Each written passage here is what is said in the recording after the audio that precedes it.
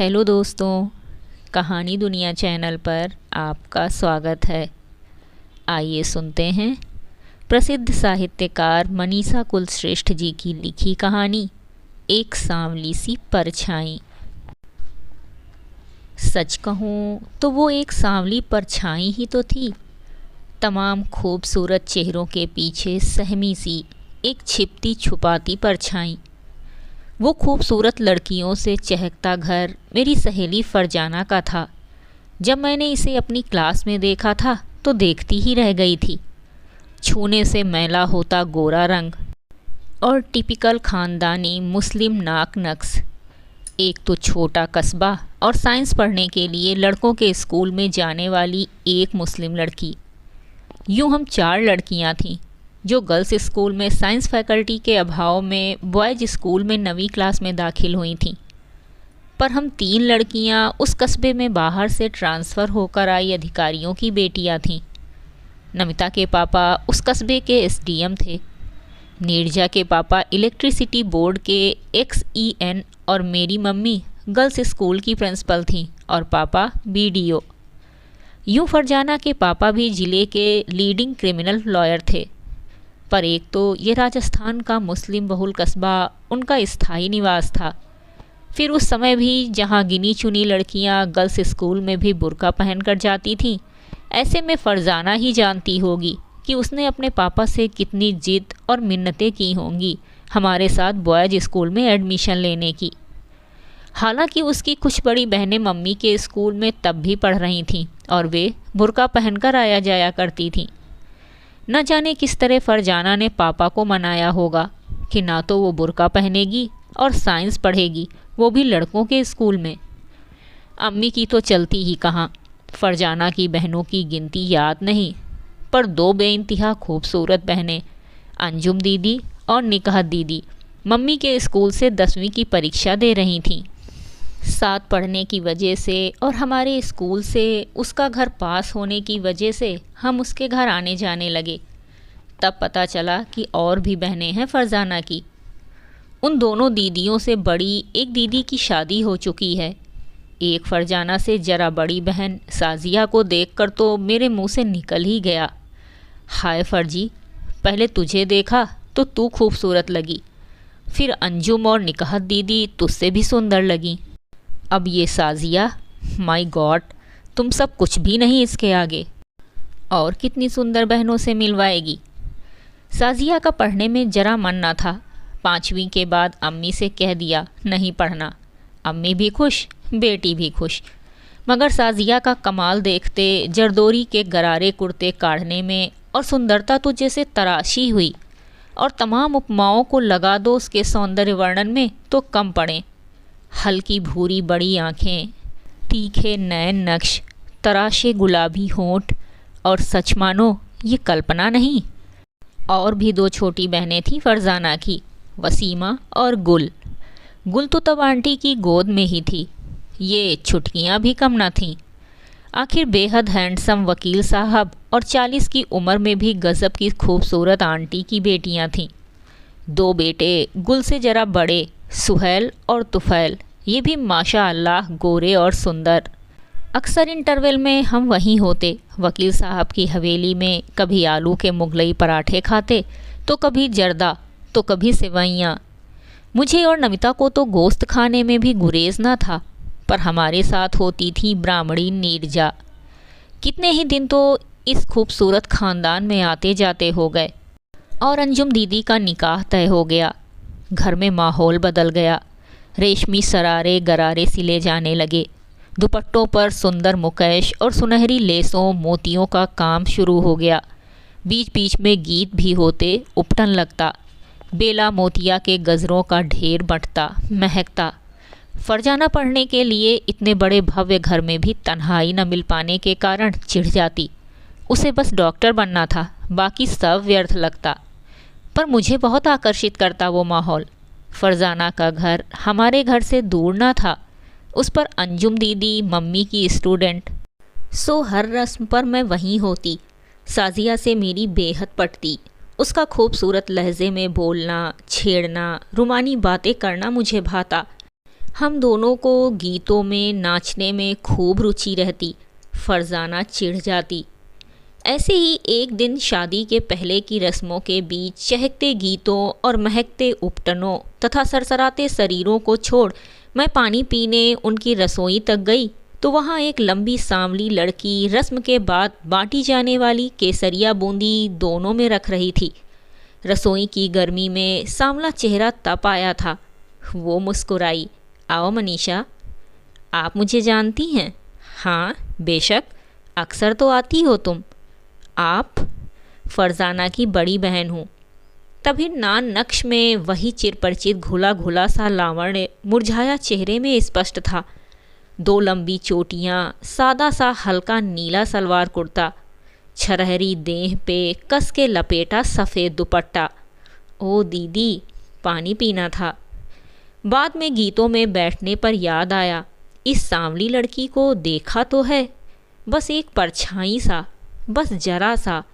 रसोई से निकल दस्तरख्वान तक जाना, वहाँ से रसोई और ढेरों कमरों के बीच किसी कमरे में आते जाते हम अपनी किशोर वय अल्हड़ता में कब उस ओर ध्यान देते। फरजाना से कहा कि तूने बताया नहीं? हाँ, वो अंजुम दीदी से बड़ी हैं, फिरदौसी दीदी, पापा की यानी मेरी दूसरी अम्मी की बेटी। अलग रहती थी कहीं, अम्मी नहीं रहीं तो यहाँ आ गई। इनकी शादी? कोई पैगाम ही नहीं आता। ऐसे तो कहीं बदसूरत भी नहीं। नयन नक्श कितने सुंदर हैं, लंबे बाल, लंबा कद। तुम सबकी हाइट तो एवरेस्ट सी ही है, बस गोरी ही तो नहीं तुम सबकी तरह। तुम्हारे पापा ही नहीं ढूंढते? नहीं, हमारे यहाँ पैगाम आए तभी शादी होती है, नहीं आए तो बैठे रहो। आते हैं, अपने अपने लेवल के सबको आते हैं। पूरी शादी में वो सांवला चेहरा जुटा रहा, बेजा कामों में। सुंदर बहनें खिलखिलाती, रेशमी सरारों में सजी, दुल्हन को इधर से उधर ले जाती, सजाती। अंजुम दीदी के निकाह में बड़ा मज़ा आया। पहली बार मुस्लिम विवाह की सारी रस्में देखी। दूल्हे का इकरार, फिर महर की रकम का तय होना। दुल्हन के इकरार के वक्त दुल्हन और उनकी बहनों, माँ, मौसियों का रोना और दुल्हन का एक धीमा सा शर्मीला हाँ कहना। फिर दूल्हे का जूठा लड्डू दुल्हन को खिलाना। मर्दों और औरतों का एकदम अलग अलग इंतजाम होना। अंजुम दीदी की शादी में गुल बस 10 महीनों की थी। सबसे छोटी साली करके उसे दूल्हा भाई की गोद में डाल दिया गया था। पर फिरदौस उन खूबसूरत गोरी बहनों की सांवली परछाई बनी। पीछे कहीं से रस्में देख लेती। कपड़ों की सादगी भी वही थी। ऐन निकाह के दिन भी हल्के हरे सादा सॉटन के गरारे पर वही सफ़ेद दुपट्टा डाले बस दहेज का संदूक सजाती, अम्मी का हुक्म बजाती भटकती रही। ऐसे ही निकाह दीदी का भी निकाह हो गया। नक चढ़ी साजिया के बेपनाह हुस्न के चलते 1000 पैगाम आए और उसका निकाह भी एक अमीर ख़ानदान घर के आईएएस बेटे से तय हो गया। फरजाना चिढ़कर कहती, न जाने क्या करेगी, बस सुंदरता ही है, दिमाग देखो तो ठस। उस दिन जब वो देखने आया तो डाइनिंग टेबल पर खाना चल रहा था। उसने बोला कि कैरी ऑन, तो कमबख्त कच्ची कैरी ही उठा लाई। न जाने कैसे चलेगी ये बेमेल शादी, पर चली खूब। 1 साल बाद ही शाजिया को देखा तो पहचान न सकी। कटे बाल, स्लीवलेस ब्लाउज़, यदाकदा बाल झटक कर बोले गए अंग्रेज़ी के जुमले। दूल्हा भाई अलग 100 जान से निछावर। कमी क्या थी? अदा थी, हुस्न था, बस इल्म ही तो कम था। लाख चाहकर फरजाना डॉक्टर न बन सकी। हम तो पहले ही पढ़ाई में सीरियस थे ही नहीं। नीड्सा का पहली बार में ही पीएमटी में सिलेक्शन हो गया। नमिता का तो हम 10वीं में थे तभी ट्रांसफ़र हो गया था। फरजाना और मैंने बीएससी साथ किया, वो भी पास के शहर में डेली अप एंड डाउन करके। फाइनल करते करते उसका निकाह डॉक्टर से होना तय हुआ। फिर वही सरगर्मी। बहनें अपने बाल बच्चे लिए कई कई दिन पहले आ जुटी।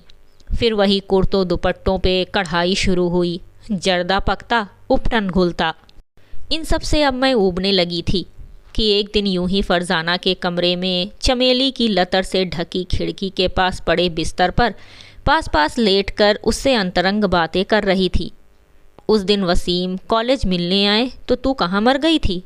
चेहरा देखा होता बेचारे का, क्या करती। जिस दिन तय किया था उनसे कॉलेज में मिलना, उसी दिन ये हंगामा हो गया। क्या? बताना। पता चल गया क्या? नहीं, मेरी बात नहीं, फिरदौस की बात खुल गई। क्या? चल छोड़ ना, नहीं बताना। तू इडियट, क्या अब तक मुझ पर भरोसा नहीं? और तेरे घर की बात मेरे घर की बात है। वो हमारी हवेली के बगल में एक छोटा सा घर है ना, खपरेल वाला, गफ्फार मस्साब का। हाँ, उनका एक भतीजा है असलम, वो भी एक मास्टर है, यहीं रह रहा है। हमारी रसोई की एक खिड़की उधर को खुलती थी ना, जाने कब फिरदौस और असलम। फिर एक दिन असलम घर आ गया पैगाम लेकर। पापा पहले समझे नहीं, सोचा मेरे लिए आया है, उस पर बिगड़ गए। तब उसने फिरदौस का नाम लिया। तब तक सुहैल ने भी शिकायत की कि उसने उसे अक्सर फिरदौस से बात करते देखा। फिर उसे तो डांटा ही, बेचारी फिरदौस को, जो अम्मी और दादी ने खरी खोटी सुनाई कि बस। देखा मैंने भी था दोनों को बात करते हुए, पर उसके उदास चेहरे पर एक हल्की सी मुस्कान ने मुझे उसकी शिकायत करने से हमेशा रोका।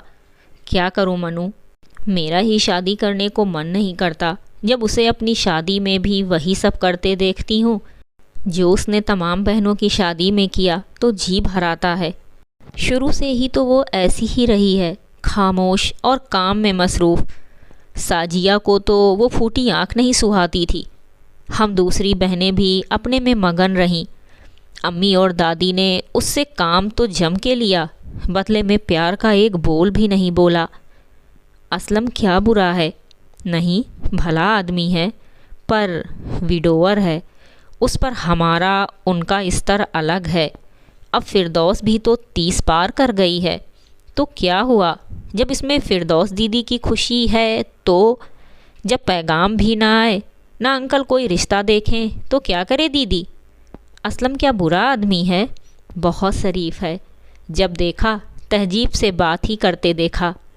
तो तू कुछ कर ना। क्या? मैं कर भी क्या सकती हूँ? अपने लिए लड़ती आई है पापा से, पहले बुर्का पहन के स्कूल ना जाने के लिए, साइंस लेके लड़कों वाले स्कूल में पढ़ने के लिए, अब थोड़ा फिरदौस दीदी के लिए भी लड़ ले। ठीक कह रही है तू, और क्या, एक अपनी ही अभागी बहन की ज़िंदगी के लिए तू इतना तो कर सकती है ना। हाँ मनु, मुझे अब याद आता है कितनी ही बार मैंने एग्ज़ाम्स में उसे चाय बना के देने के लिए उठाया, उसने कभी बुरा नहीं माना और बना के दी। तेरा कहना सही है, अब जब मैं ही घर में बड़ी रह गई हूँ तो वो मेरी बात नहीं टालेंगे। मैं घर चली आई। फरजाना ने न जाने कैसी वकालत की कि जब मुझे कार्ड मिला शादी का तो उसमें दोनों बहनों का नाम था। आखिर बेटी किसकी थी? एक नामी वकील की। फरजाना वेट्स वसीम और फिरदौस वेट्स असलम। शादियां हुई उस हवेली के तमाम शानो शौकत के और उन्हीं प्यारी रस्मों के साथ। फरजाना की खुशी दोहरी थी, वो चहक रही थी। वसीम मियाँ बड़े बातूनी निकले। असलम और फिरदौस दीदी दोनों सहमे तो थे, पर खुशी उनकी आंखों की कोरों से छलक रही थी। फरजाना विदा के वक्त आके गले मिली तो मैंने कहा, कमबख्त, झूठ मूठ ही सही, रो तो दे, इतनी दूर बॉम्बे जा रही है। वो फुसफुसाई, क्यों रोऊं, रोने की बात ही क्या है, गांव से निकलकर शहर में जा रही हूँ। उधर पास ही सटे घर में विदा होकर जा रही फिरदौस दीदी जो जोर जोर रोई कि बस। मुझे लगा बरसों की हर बात पे दबाई गई रुलाई अब फूटी है। मेरे भी गले लगी। वसीम मियाँ ने दहेज का सामान इसलिए ले जाने से इनकार कर दिया कि बॉम्बे में छोटे घर होते हैं, इनकन्वीनियंस होगी।